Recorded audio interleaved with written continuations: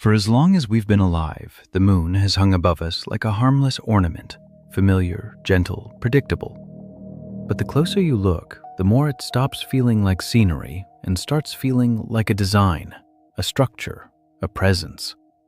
Because when you line up the facts, the moon doesn't behave like a natural companion at all. It behaves like something placed. Think about this.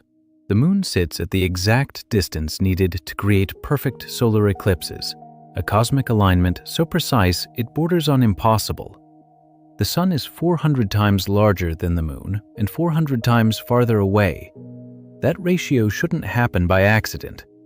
Yet here it is, giving us eclipses so perfect they look engineered. And that's only the beginning. The moon is far too large for a planet our size. In our solar system, moons are tiny compared to their hosts, except ours. Ours is so oversized that some astronomers classify Earth and the moon as a binary planet system. That alone should make you pause. But then you notice its orbit, almost perfectly circular, unlike captured moons which wobble and stretch like cosmic refugees. Ours moves with the precision of something that didn't just wander into place, but something guided. And when Apollo astronauts brought back lunar samples, scientists expected foreign material. Instead, they found something unsettling. The moon is made of the same stuff as Earth's crust, almost identical, as if it was carved from our own planet. As if someone took a piece of Earth and set it in the sky. But the strangest discovery came when NASA crashed spent modules into the lunar surface. The moon didn't thud like a solid rock. It rang, vibrated, resonated for nearly an hour. One scientist described it as ringing like a bell. Not hollow, but not behaving like any natural body we've studied. And here's where the questions start to pile up. If these were isolated coincidences, we could shrug them off. But they aren't. They form a pattern, a system of conditions so finely tuned that life on Earth may not have stood a chance without them. The moon stabilizes our tilt, shapes our tides, regulates our climate, and keeps our seasons from collapsing into chaos. It behaves less like a random rock and more like a component. So we're left with a choice. Either we live in a universe where impossible coincidences stack themselves neatly into place, or the moon is something far older, far stranger, and far more deliberate than we were ever taught. Tonight, we're going to look at the moon the way no one ever taught us to, not as a passive sphere drifting through space, but as a structure with a story, a purpose, maybe even a design. Because if the moon was placed where it is, then everything we think we know about our past, our origins, and our place in the universe changes. And the truth might be hiding in plain sight, glowing softly above us every night. The deeper you look, the stranger the moon becomes. It's almost as if it's been hiding its real face, waiting for someone to notice the details that don't belong. Details that feel less like nature and more like intention. Start with the far side, the side we never see. For all of human history, one hemisphere has been locked toward us with perfect synchronization, as if the moon is deliberately keeping half of itself hidden. And when spacecraft finally photographed that dark side, what we found wasn't just different, it was violent, scarred, chaotic. Meanwhile, the side facing Earth is smooth, almost gentle, as if it's been shielded or maintained. Why would one side be protected while the other is left to the universe's brutality? Then there's the age problem. Lunar samples show that parts of the moon are older than Earth itself. Think about that. Our planet formed, cooled, and developed life, yet the moon carries minerals that predate all of it.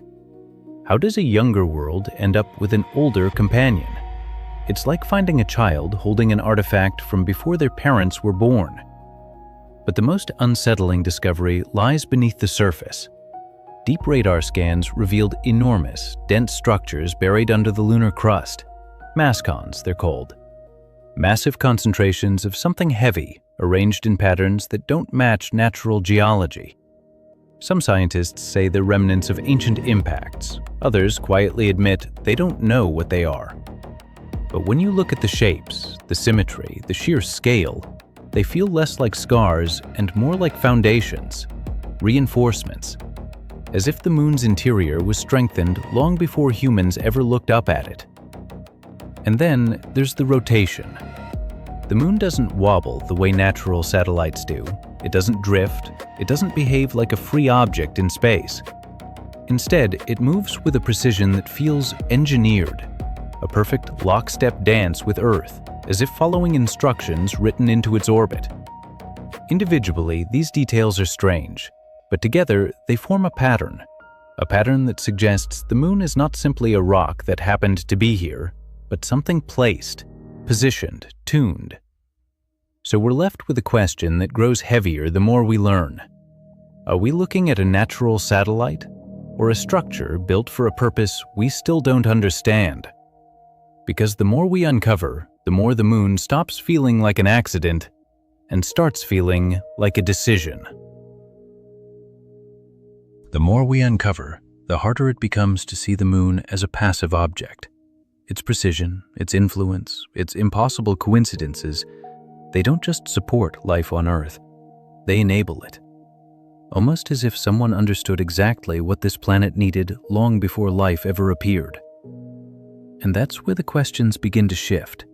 Not what is the moon, but who or what set it there.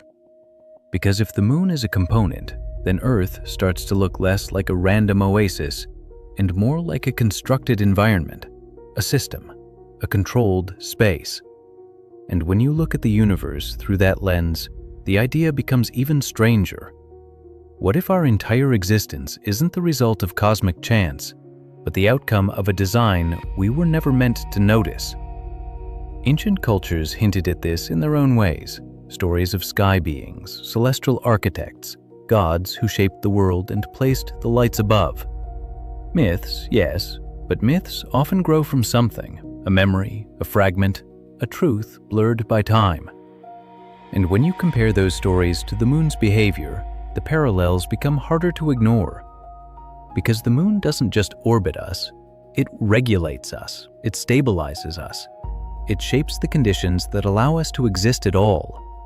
And that leads to a possibility most people never consider. If an advanced intelligence wanted to create a stable cradle for life, a controlled environment where evolution could unfold safely, a large, precisely positioned moon would be one of the most effective tools imaginable. Which raises a far deeper, far more unsettling question. If the moon was placed, then what does that make Earth? A home? A habitat? A project? Or something even stranger? A controlled experiment inside a universe-sized laboratory? Because if the conditions for life here were engineered, then we have to ask ourselves the one question humanity has never been prepared to face. What if we're not living in a universe that created us, but in a universe that was created for us?